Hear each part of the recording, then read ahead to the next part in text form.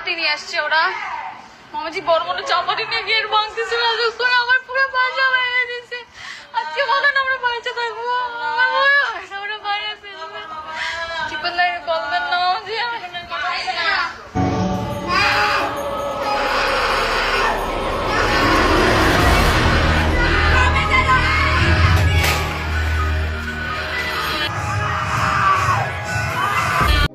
এটাই সে মেয়ে, তার জন্য সবাই একটু দোয়া করিয়েন, সে যেন সামনের দিনগুলো সুন্দরভাবে কাটাইতে পারে।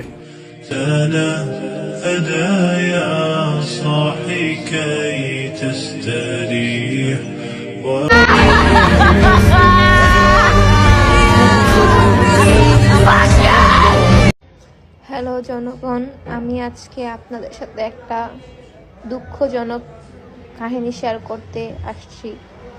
আজকে হচ্ছে 16ই ডিসেম্বর। তো আমি একটা রিক্সা ভাড়া করে তার ভিতরে একটা মাইক লাগিয়ে আমার ফোন থেকে একটা গান ছেড়েছিলাম।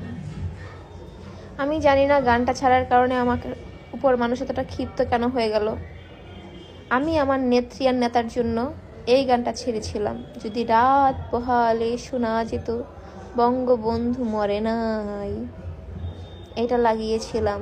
তারপরে আরেকটা গান লাগিয়েছিলাম, জয় বাংলা জিতবে এবার নৌকা। তারপরে আমি বুঝলাম না আমাদের দেশের এই মানুষগুলো আমাকে কেন এভাবে মারলো, আমার দোষটা কই ছিল?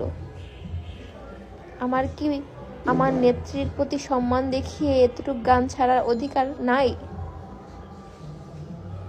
কি এমন করেছে আমার নেত্রী? কয়েকটা খুনই তো করেছে।